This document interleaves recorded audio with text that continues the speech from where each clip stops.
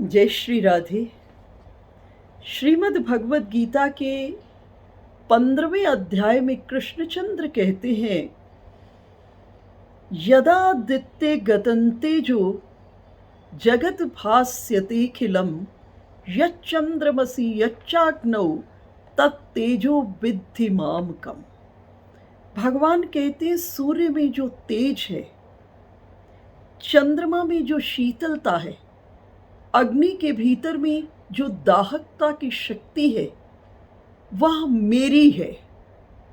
सूर्य, चंद्रमा और अग्नि के पास जो कुछ भी है, कृष्णचंद्र कह रहे हैं, वो इनका अपना नहीं है, मैंने ही इन्हें दिया है। अब विचार करो, जब ठाकुर जी से प्रकाश को लेकर के सूर्य इतना प्रकाश दे रहा है, जब ठाकुर जी से शीतलता को लेकर चंद्रमा इतनी शीतलता दे रहा है, तो परमात्मा के पास कितना प्रकाश होगा, कितनी शीतलता होगी और कितना तेज होगा परमात्मा के पास। और जब किसी व्यक्ति के जीवन में परमात्मा का प्रेम आ जाता है, या जिस व्यक्ति के जीवन में परमात्मा से प्रेम हो गया है, उसके जीवन में कितनी शीतलता होगी, उसके जीवन में कितना तेज होगा और उसके जीवन में कितना प्रकाश होगा। जैसे ही जीव परमात्मा से जुड़ता है, उसके भीतर में कुछ दिव्य गुण प्रकट होते हैं, कुछ परमात्मा के दिव्य गुण आ जाते हैं, उसके जीवन में शीतलता आ जाती है, उसका व्यवहार शीतलता से भरा होता है, उसके जीवन में प्रकाश आ जाता है, ज्ञान, भक्ति, वैराग्य आ जाते हैं, उसके जीवन में उस परमात्मा का तेज पुंज का दर्शन होने लगता है। अब एक बात और विचार करें हम, क्या परमात्मा के प्रेम के आने के बाद संसार की जड़ वस्तुओं के प्रति का आकर्षण और संसार के संबंधों की प्रीति का अंधकार टिक पाएगा? नहीं टिक पाएगा। देखो, जिनकी तिजोरी के भीतर में हीरे जवाहरात होते हैं, वो कंकर पत्थरों को इकट्ठा नहीं करते। जिसने अपने जीवन में अमृत का पान किया होता है, वो छोटे मोटे पेय को पाने के लिए तड़पते नहीं हैं। और जिसने अपने जीवन में परम रस का आस्वादन किया है, वो छोटे मोटे रस को प्राप्त करने के लिए तड़पता नहीं है। अर्थात परमात्मा के प्रेम जब जीवन में आ जाता है, तो संसार के प्रति संसार में जो जड़ वस्तुएं हैं, उनके प्रति की आकर्षण खत्म हो जाता है। संसार में व्यक्तियों के प्रति की प्रीति का जो रस है, वो खत्म हो जाता है। इसका कदापि ये अर्थ मत लीजिएगा कि वो संसार और वस्तुओं से अब संसार और वस्तुओं का तिरस्कार करता है या उनसे घृणा करता है। नहीं, जब जगत में हम सड़क में चलते हैं और अगला पैर जम जाता है जमीन पर, तो पिछला अपने आप छूट जाता है। जब जीवन में ठाकुर जी के प्रति का प्रेम आ जाता है, तो संसार के प्रति का आकर्षण, वस्तुओं और व्यक्तियों के प्रति की प्रीति, आकर्षण स्वतः ही छूट जाती है। उसको छोड़ना नहीं पड़ता, वो अपने आप छूट जाती है।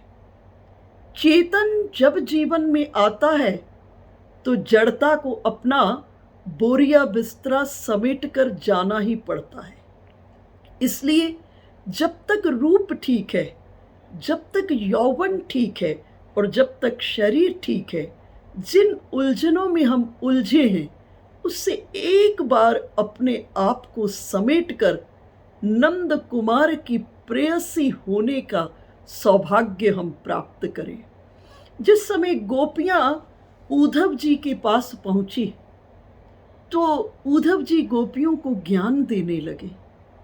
गोपियों ने उद्धव जी को कहा कि उद्धव जी, इस जगत में जितनी भी मानव देह में इंद्रियां हैं, उन सब इंद्रियों के अपने अपने लालच है। आंख रूप की लालची है, कान सुंदर शब्द के लालची है, नासिका सुंदर गंध की लालची है, रसना सुंदर स्वाद की लालची है, हाथ सुंदर स्पर्श के लालची है, पांव गमना गमन के लालची है। परंतु इस जगत में कोई भी ऐसा स्थान नहीं है जहां सभी की सभी इंद्रियों का लालच पूरा हो सके। जगत में जहां रूप है वहां स्वभाव पर माइनस लगा हुआ है। जहां रूप और स्वभाव दोनों हैं वहां विद्या पर माइनस लगा हुआ है। जहां रूप स्वभाव विद्या तीनों हैं वहां धन पर माइनस लगा हुआ है।